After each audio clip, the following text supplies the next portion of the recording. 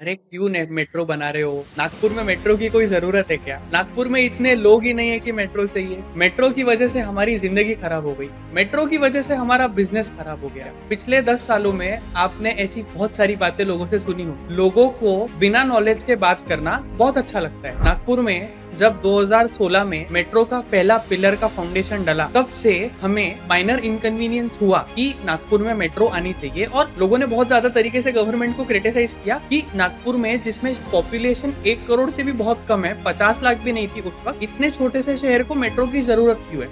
आइए मैं आपको आज से 125 साल पहले लेके चलता हूँ। जब इंडिया में ब्रिटिशर्स का राज था और ब्रिटिशर्स ने नागपुर में रेलवे को इंट्रोड्यूस किया, नागपुर रेलवे स्टेशन का जब गठन हुआ तो सिर्फ एक प्लेटफॉर्म लाइन यानी कि एक पटरी की जरूरत थी रेलवे स्टेशन के लिए, क्योंकि नागपुर की पॉपुलेशन उतनी थी। नागपुर सीपीएन बेरार के एरिया में आता था और एक पटरी से नागपुर का काम चल जाता था। लेकिन उन लोगों ने 125 साल पहले 8 पटरी बने और 8 प्लेटफॉर्म बने, इतनी जगह सीताबर्डी के मेन स्टेशन पर छोड़ी। उस बात से 75 साल बाद आज 8 के 8 प्लेटफॉर्म पूरे फुल चल रहे हैं और 130 से ज्यादा ट्रेन रोज नागपुर से गुजरती है। इसी बात को अगर आप मेट्रो के लॉजिक पर लगाओगे तो आपको समझेगा कि आज हो सकता है कि नागपुर की मेट्रो की कार छोटी है और मेट्रो में कुछ मेट्रो खाली जाती है, जो सुबह की 3 घंटे की रहती है वो मेट्रो खाली जाती है, और बहुत सारी ऐसी लाइंस है जो अपना फुल पोटेंशियल पर नहीं है। लेकिन हर बड़े शहर में हमें ये देखने मिला है कि अगर पॉपुलेशन शहर की पहले बढ़ गई और वहां पर मेट्रो, लोकल ट्रेन और ट्रांसपोर्टेशन की इंटरकनेक्टिविटी नहीं रही, तो लोगों को हाई ट्रैफिक जाम्स का नुकसान भुगतना पड़ता है। ये हमने हैदराबाद और बैंगलोर जैसी सिटीज में देखा है, जहाँ पे मेट्रो की कनेक्टिविटी और लोकल की कनेक्टिविटी ना होने की वजह से ट्रैफिक ज्यादा बढ़ता है।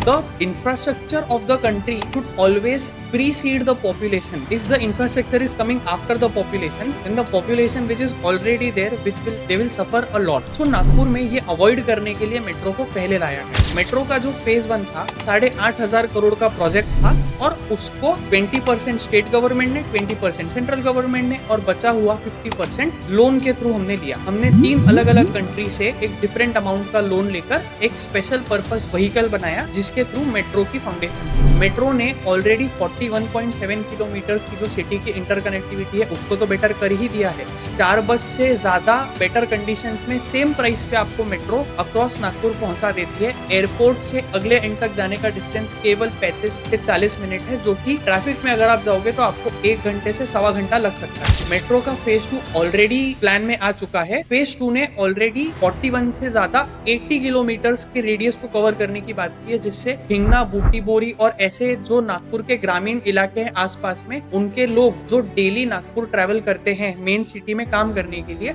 उनको हेल्प हो जाएगी। अगर आप लोग ये समझोगे कि नागपुर की मेट्रो जल्दी बनाई गई या लेट बनाई गई, इसका सीधा सीधा उदाहरण है एक गोसीखुर्द डैम। आज से 25 साल पहले जब गोसीखुर्द डैम का बजट पास हुआ था तो वो लगभग 100 से 200 करोड़ का था, लेकिन वो बनने में इतना टाइम लग गया कि उसका प्रेजेंट डे बजट 3,000 करोड़ से भी ज्यादा है। इसी तरीके से अगर हम नागपुर की पॉपुलेशन को 1 CR पार करने का वेट करते और उसके बाद नागपुर की मेट्रो शुरू करते तो 8,500 करोड़ का जो बजट है वो 15,000 करोड़ में चले जाता। आज 16,000 करोड़ के बजट में फेज 1 प्लस फेज 2 दोनों भी अचीव हो गए हैं। इसीलिए गवर्नमेंट की जब प्लानिंग होती है, उसकी स्ट्रैटेजी और उसकी प्लानिंग के पेपर वर्क्स पढ़े बिना और उसके इम्प्लीमेंटेशन के बेनिफिट्स को जाने बिना ये बोलना बहुत आसान होता है कि नागपुर को मेट्रो की जरूरत नहीं थी। नागपुर की मेट्रो ने ना केवल स्टूडेंट्स को एक सेफर मोड ऑफ ट्रांसपोर्ट दिया है, शेतकरी लोग जो गांव से आते हैं उनको भी अच्छा ट्रांसपोर्ट मॉड्यूल दिया है, और नागपुर की मेट्रो को इम्प्लीमेंट और एग्जीक्यूट करने का जो कंस्ट्रक्शन वर्किंग मॉडल था, एग्जैक्टली सेम मॉडल या फिर सिमिलर तरीके का मॉडल पुणे मेट्रो और मुंबई मेट्रो में भी यूज हो रहा है, जहाँ पे हम एज अ